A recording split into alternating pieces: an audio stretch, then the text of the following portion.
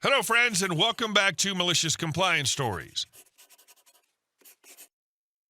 Today's video kicks off in the hardware aisle where a frantic gentleman sprints nearly 100 yards through the store just to flag down the garden center lead for a simple light bulb. But before we begin, best way to support our channel is to leave comments, like, and subscribe with the turned on bell so you don't miss the new video every single day. Here we go. There's more than one kind of bulb? Me. Gestures at an entire aisle. Years ago, I used to work in retail at a massive retail store chain. I'd recently been promoted to garden center from the back room when this tale took place about 15 years ago. But first, let me explain the layout of our store, which will come into play. From the main entrance, if you make a right, you'll pass the health and beauty section on your right, along with the pharmacy. On your left, there's a shelf or two of household stuff, microwaves and such, followed by a cross alley, which leads toward the back of the store. Passing that alley, the hardware section's on your left, all leading to the garden center, my section. This older gentleman, about mid to late 50s, spotted me walking in from the outdoor patio section of our garden center and practically started running my direction to get my attention. I spot him from health and beauty, so I assume he's coming towards me, rightly so, and stop, so he doesn't have to run the entire way to me. When he finally does get to me, he seemed out of breath. Again, he ran 80 to 90 yards to get to me. I get it, but he didn't have to run. He had my attention already. I gave him a moment to catch his breath, and then he started with what he was desperately trying to flag me down for. "Hi, my wife sent me in to buy light bulbs. Can you help me?" "Sure I can," came the reply. "What kind of bulbs do you need?" "There's more than one kind?" the man asked, his eyes wide. "Yes, there's the generic household bulb, your bathroom bulb, the bulbs that go into overhead lighting, and some other specialty bulbs. There's also LED and incandescent options," I responded. We had then moved from the garden center entrance to the hardware aisle with my back to the display that ran the entire length of the shelf, full of the generic household bulbs in both LED and incandescent options.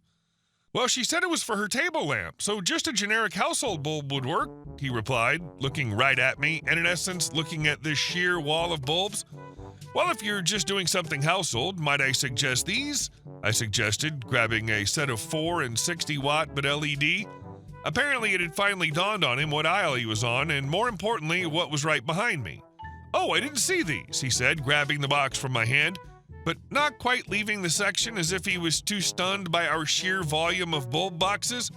"Is there anything else I can help you with?" I asked.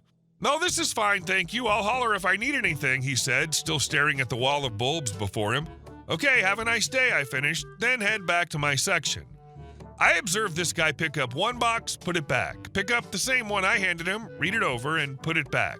He does this practically 30 minutes before grabbing the one I gave him and head to the front.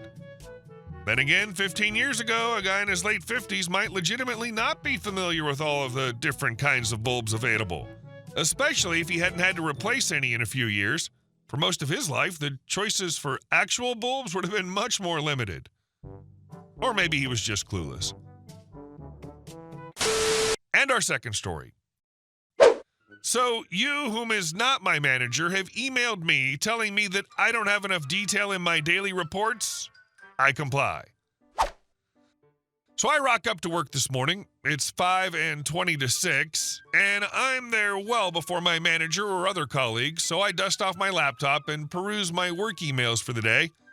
I see a snitty piece from a manager, million-mile-an-hour Mark, whom isn't my direct line manager, telling me and others that we don't add enough detail into our day's reports. So in the spirit of things, I open my laptop, and therein begins my compliance. I start the day by detailing the task briefs, the various permits, the safe systems of work, every piece of paperwork that I have to go through. And there are probably about 30 pages of paper to be read and filled in. I detail it all. And there's the phone call to the control officer to let me gain access for the day, and my brief to him explaining what I'm meant to be doing for the day. That gets noted down too. And then my manager turns up. Now, he's not the easiest guy to work with, but he's okay.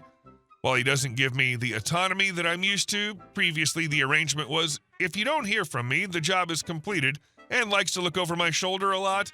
He's not too unbearable, and will stick in my court when it comes to health and safety calls.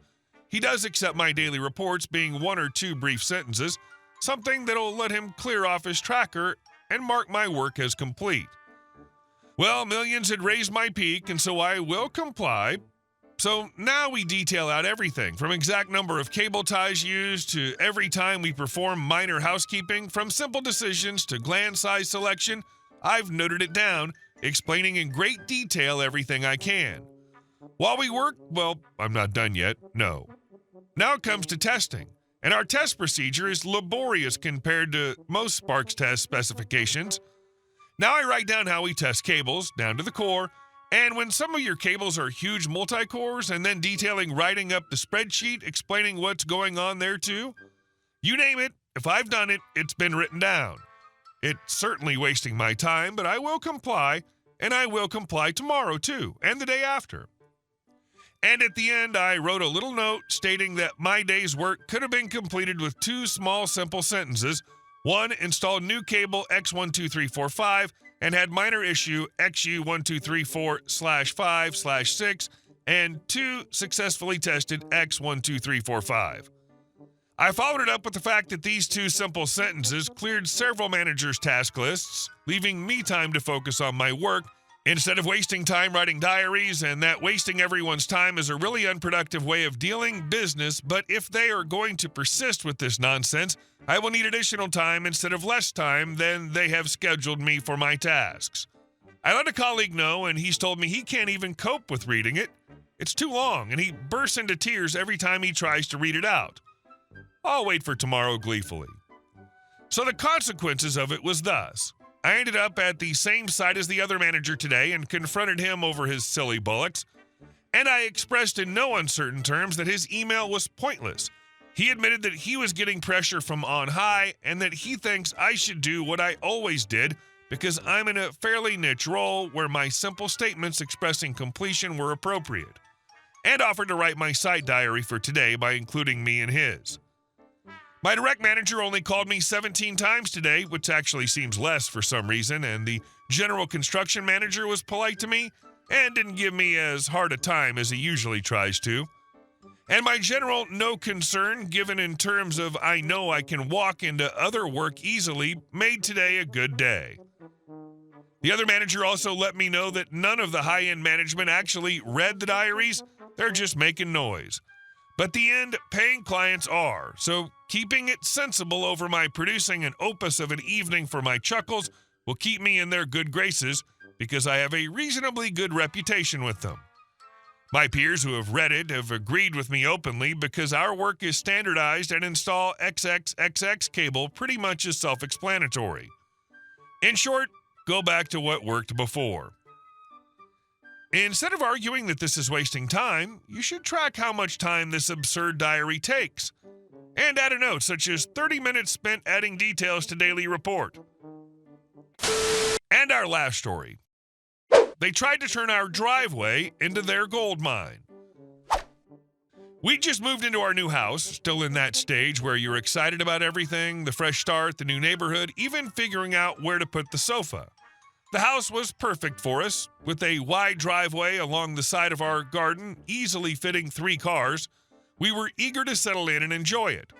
Not long after we arrived, we met our next-door neighbor's adult child. Their parent had passed away recently, and they were handling things at the property. At first, they seemed friendly enough. In our very first conversation, though, they brought up something odd. "Hey, I was wondering," they said, gesturing towards our driveway, "would it be okay if I use your driveway occasionally? Ours is a bit too narrow to get a car down the side." I hesitated. We'd only just met, and this seemed like a strange thing to ask right out of the gate. I'll have to think about it," I said, not wanting to agree to anything before we understood the situation better. Sure, just think about it," they replied, flashing what I can only describe as a hopeful grin. At first, I chalked it up to neighborly small talk, but after that, every single time we ran into them, they brought it up again. "Such a shame our driveway's too tight for anything larger than a compact," they'd say. Or, "It'd be so much easier if we could just swing through yours. Look how much space you've got." It started to feel less like conversation and more like a campaign. Then one day, as we were chatting over the fence, they let something slip. "We're thinking of putting up 2 houses at the back of our property, but the access issues are a real hurdle. And there it was, the truth behind all the hints. This wasn't just about squeezing in their car now and then. They wanted permanent access through our property so they could develop their land and build 2 new houses back there. I kept my expression neutral, but inside I was fuming. Giving them driveway access wouldn't just mean letting a car or 2 pass through. It would mean sacrificing part of our garden, losing privacy, and dealing with constant traffic so they could profit off their backyard. My partner and I discussed it that night. There's no way we're agreeing to this, they said firmly, and I agreed. Still, they didn't stop asking, and then came the casual mention of their sibling. You know, my brother's a solicitor. He says it'd be pretty straightforward to draw up an agreement. I raised an eyebrow. That's nice, I said flatly, but we're not interested. After that, we stopped being polite about it. Every time they brought it up, we cut them off. No, we're not granting access. No, we're not interested in any agreements. No means no. But that wasn't the end of it. A few weeks later, we learned they'd submitted a planning application to build those 2 houses. They hadn't secured access first. They just went ahead with the application as if our driveway was magically going to become theirs. Of course, it didn't work. The planning authority rejected the application outright.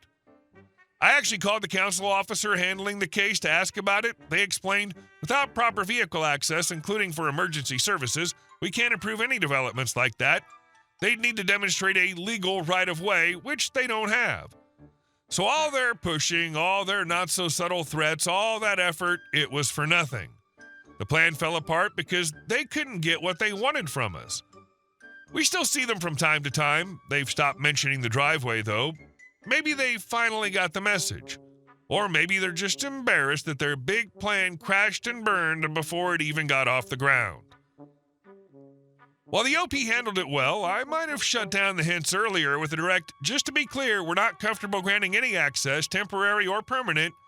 That said, their patience likely gave the neighbor enough rope to hang themselves, exposing their true motives.